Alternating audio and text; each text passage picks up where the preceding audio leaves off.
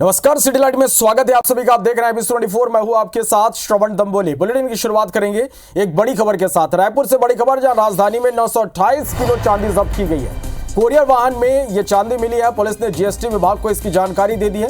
एक संदिग्ध व्यक्ति को हिरासत में लिया गया है। Anti crime branch and cyber unit team ने ये कार्रवाई की है।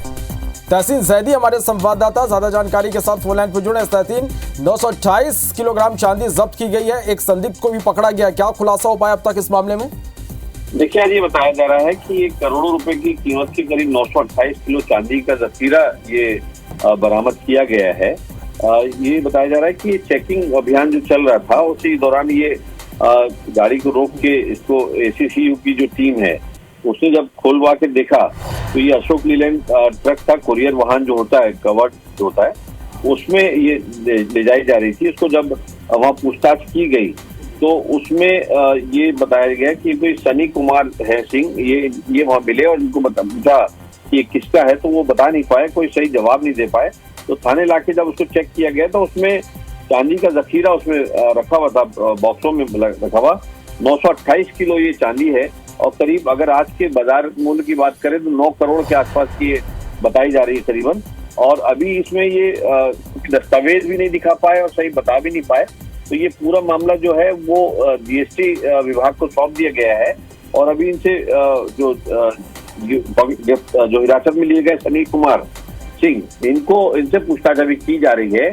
और ये अभी आने वाले दिनों में बड़ा खुलासा हो सकता है कि चांदी जो 928 किलोग्राम जो थी ये किसके लिए ले जाई जा रही थी, कहाँ किसने भिजवाई थी, इस बात का खुलासा तहसीन आप नजर बना के रखिएगा। देखना होगा आगे इस पूरे मामले में पूछताछ के बाद क्या खुलासा होता है। शुक्रिया पूरी जानकारी के लिए। एमपी में बेटियों के साथ हो रहे अपराधों को कांग्रेस ने बड़ा सियासी मुद्दा बना दिया। कांग्रेस पूरे प्रदेश में बेटी बचाओ अभियान चला रहे और इस अभियान के तहत रोजाना अलग अलग विरोध प्रदर्शन किए जा रहे हैं। इसी क्रम में भोपाल में सोमवार को कांग्रेस कार्यकर्ताओं ने भोपाल के शिवाजी नगर में कैंडल मार्च निकाला। कैंडल मार्च से पहले कांग्रेस नेताओं ने कन्या पूजन भी किया। मार्च में कांग्रेस प्रदेश अध्यक्ष जीतू पटवारी और क्षेत्रीय विधायक आरिफ मसूद समेत बड़ी संख्या में महिलाएं शामिल हुई। इंदौर में भी महिला कांग्रेस के प्रदेश अध्यक्ष विभा पटेल की अगुवाई में कार्यकर्ताओं ने मधु मिलन चौराहे से लेकर रीगल चौराहे तक कैंडल मार्च निकाला और गांधी प्रतिमा के नीचे कैंडल लगाते हुए अपना विरोध कर रहे हैं।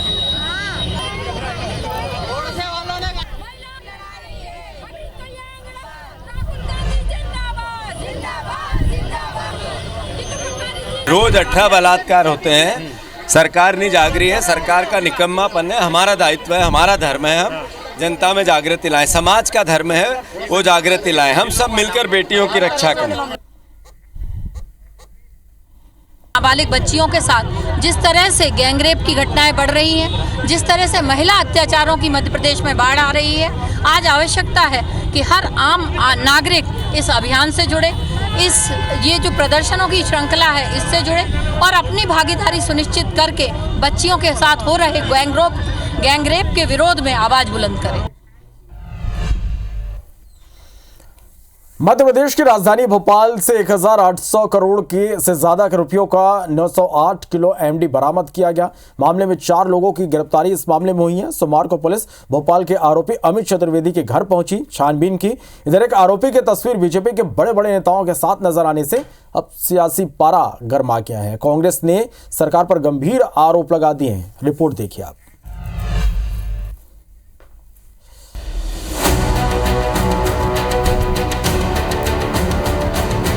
एमपी के डिप्टी सीएम जगदीश देवड़ा के साथ खड़े शख्स ने पूरी बीजेपी को अब मुसीबत में डाल दिया है, क्योंकि इसी तस्वीर के जरिए पूरी कांग्रेस पार्टी बीजेपी की सरकार को 1800 करोड़ के ड्रग माफिया को संरक्षण देने के गंभीर आरोप लगा रही है।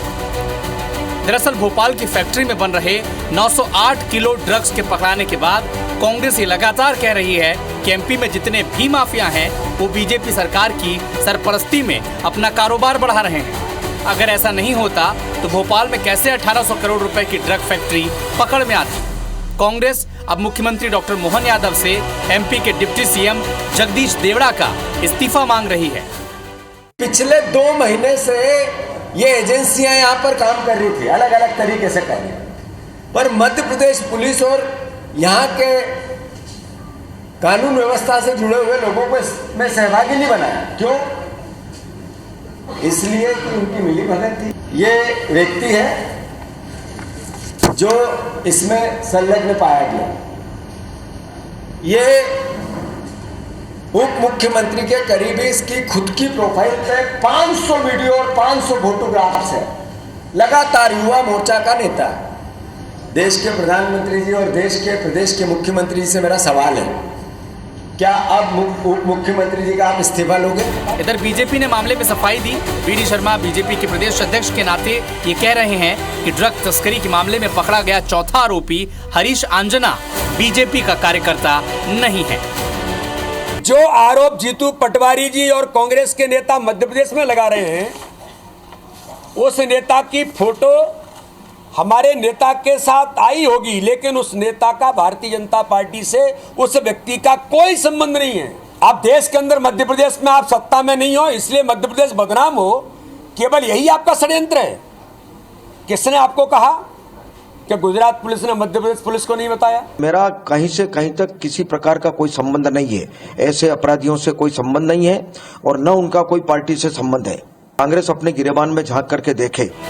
जाहिर है मध्य प्रदेश में अब नशे के सौदागरों के खिलाफ इतनी बड़ी कार्रवाई कभी नहीं हुई। गुजरात एटीएस और एनसीबी के इस ऑपरेशन ने एमपी पुलिस की पुलिसिंग पर कई गंभीर सवाल उठाए हैं। खैर, कांग्रेस इस मामले को दिल्ली तक ले जाने की तैयारी में है, क्योंकि ड्रग माफिया की सिंडिकेट का हेडक्वार्टर गुजरात है। नवीन कुमार सिंह, IBC 24, भोपाल। मेडिकल छात्रों की समस्याओं को लेकर एनएसयूआई ने सोमवार को भोपाल में प्रदर्शन किया। एनएसयूआई कार्यकर्ताओं ने फार्मेसी काउंसिल के दफ्तर में जाकर हंगामा किया और रजिस्ट्रेशन को लेकर छात्रों को 2-2 साल परेशान करने का आरोप लगाया। एनएसयूआई पदाधिकारियों का कहना है कि छात्रों के रजिस्ट्रेशन में लंबा समय लगा दिया जाता है और कई बार पैसों की मांग की जाती है। इधर पीसीआई अधिकारी गोपाल यादव ने सभी आरोपों को सिरे से खारिज कर दिया। उनका कहना है कि सारे आरोप निराधार हैं। रजिस्ट्रेशन के एवज में किसी से भी पैसों की मांग नहीं की जाती। डॉक्यूमेंट वेरिफिकेशन के कारण लेट लतीफ़ी ज़रूर होती है।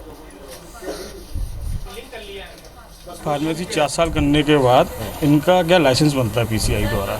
ये लड़का 4 साल बाद अपना बी फार्मेसी करने के बाद इनके बाद जब लाइसेंस बनवाते हैं आते हैं यहाँ पे, तो 6 महीने बाद इनको स्लॉट देते हैं। अगर स्लॉट देने के बाद अगर वो मिस हो गया तो सालों 2 साल तक वो फिरता ही रहता है या चक्कर लगाता रहता है। इनका कहना है कि रजिस्ट्रेशन में देरी हो रही है।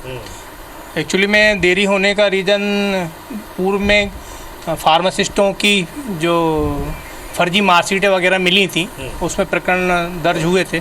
उसके बाद से क्या कार्रवाइयाँ थोड़ी सख्त की गई हैं और कॉलेजों से वेरिफिकेशन की कार्रवाई कराई जा रही है। छात्रों द्वारा पीसीआई वेरिफिकेशन के लिए डॉक्यूमेंट्स अपलोड करने के बाद भी यहाँ सिस्टम में अपडेट नहीं हो पाता है। सिस्टम खराब है, यहाँ का सॉफ्टवेयर पूरा खराब है। ईडी ने महादेव ऑनलाइन बुक के प्रमोटर सौरभ चंद्राकर और बॉलीवुड के बीच कथित तौर पर संबंधों का खुलासा किया। कथित तौर पर फिल्म निर्माण में बड़ी मात्रा में धन लगाया जाता है। इस कथित घोटाले के केंद्र में मुंबई स्थित कुरैशी प्रोडक्शन कंपनी का नाम सामने आ रहा है, जहां से पता चला कि फर्म के डायरेक्टर वसीम कुरैशी दुबई के इवेंट मैनेजमेंट फर्म मुस्कान एंटरटेनमेंट कंपनी का भी संचालन करते हैं, जिसमें फरवरी 2023 में यूएई की रास अल खैमा में सौरभ चंद्राकर की शादी में बॉलीवुड सितारों की बॉलीवुड नाइट की व्यवस्था की गई थी। जांच में पता चला कि कुरैशी और उनके सीईओ करण रमानी के साथ मुस्कान की लाभार्थी हैं। ईडी ने अपने पीसी में खुलासा किया कि मुस्कान एंटरटेनमेंट ने सौरभ चंद्राकर की शादी में मशहूर हस्तियों की उपस्थिति में महत्वपूर्ण भूमिका निभाई थी। एफआईआर के मुताबिक शिकायतकर्ता प्रकाश बनकर ने आरोप लगाया कि कुरैशी बॉलीवुड और सट्टेबाजी उद्योग दोनों में एक जानी मानी हस्ती है।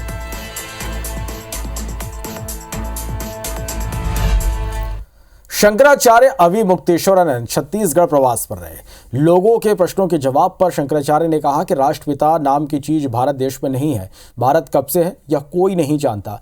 पाकिस्तान के राष्ट्रपिता मोहम्मद अली जिन्ना बने क्योंकि पाकिस्तान नया जन्मा था। भारत तो पहले से था।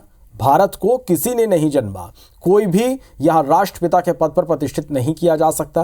कवर्धा में हो रही घटनाओं को लेकर कहा कि समाज के लोगों को सामने आना चाहिए। साथ ही मठ मंदिरों को सरकारी नियंत्रण से बाहर करने की मांग पर हिंदू संगठनों के विरोध पर कहा कि हम इस विषय का समर्थन करते हैं।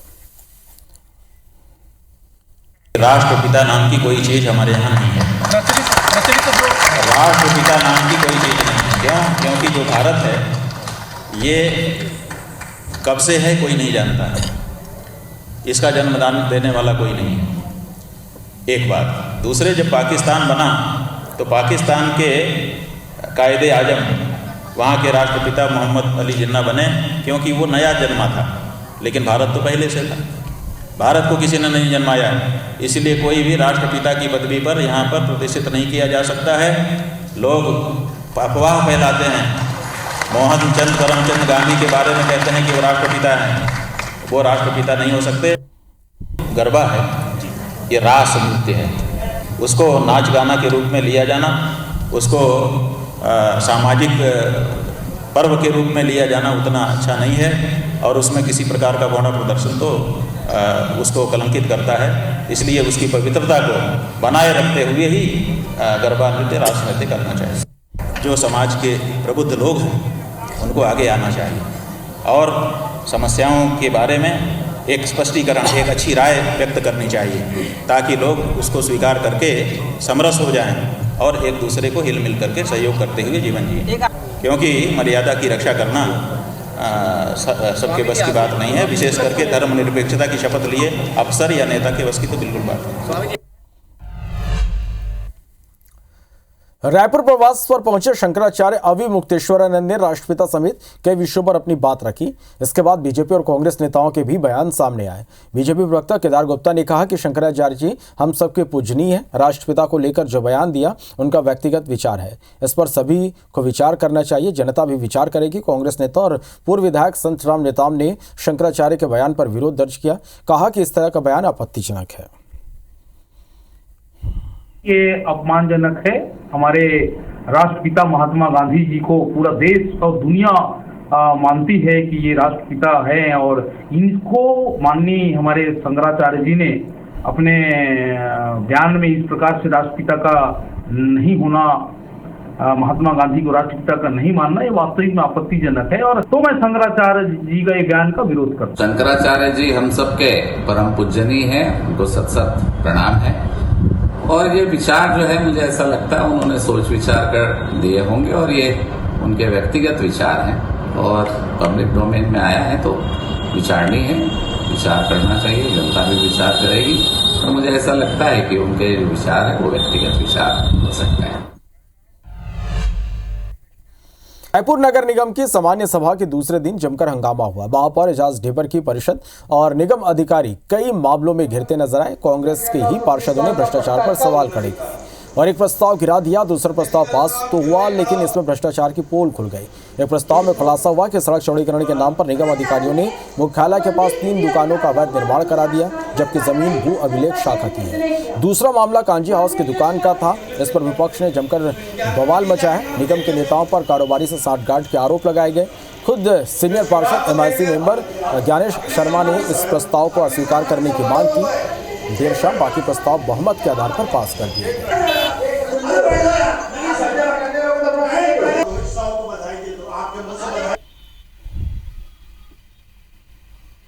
क्या इसके पास हुआ है? आप अपनी मर्जी से बना रहे हो, हम अपनी मर्जी से बनाएंगे। वो जगह हमने डिसाइड करी, हमने मेयर एंड काउंसिल में कोई मुद्दा लाके दिया कि यहाँ पर 3 दुकान बनाओ, उनको ऐसा लगा उनका प्रोजेक्ट रुक रहा है। उसके बाद कलेक्टर महोदय ने लेटर जारी किया है। ऐसा नहीं है, हवा में नहीं बन गया है वो।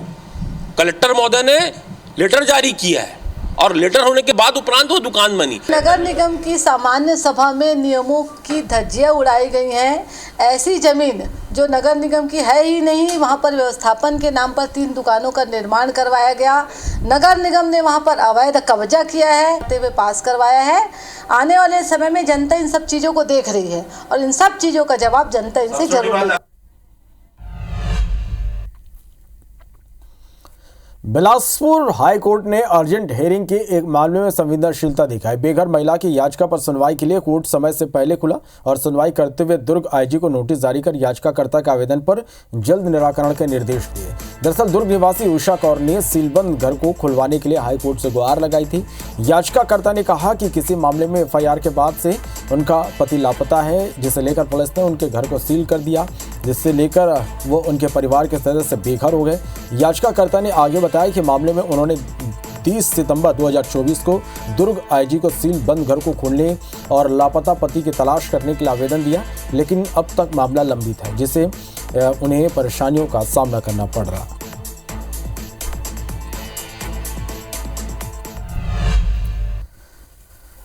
जबलपुर के एडवोकेट अमित साहू ने फिल्म एक्ट्रेस और मंडी से बीजेपी सांसद कंगना रनौत के खिलाफ एक याचिका लगाई है। याचिका दायर कर न्यायालय दंडाधिकारी प्रथम श्रेणी विश्वेश्वरी मिश्रा ने सुनवाई की और एक्ट्रेस कंगना को नोटिस जारी किया। अगली सुनवाई 5 नवंबर को होगी। एडवोकेट साहू ने बताया कि एक्ट्रेस कंगना रनौत के बयान से आहत होकर मैंने याचिका दायर की है।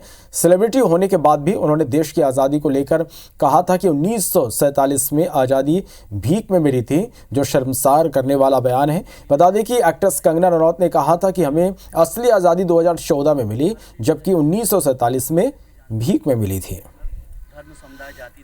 अभिनेत्री हैं कंगना रनावत, इन्होंने एक स्टेटमेंट दिया था भारत देश की आज़ादी से संबंधित, और जो कहीं भी ठीक नहीं लगा हमको, और इस संबंध में हमने लिखित शिकायत भी दी थी और इसके बाद हमने कंप्लेंट केस माननीय न्यायालय के समक्ष पेश किया। माननीय न्यायालय ने इसमें सुनवाई करी और रजिस्टर्ड नोटिस के आदेश किए। फिलहाल इस बुलेटिन में इतने। नमस्कार।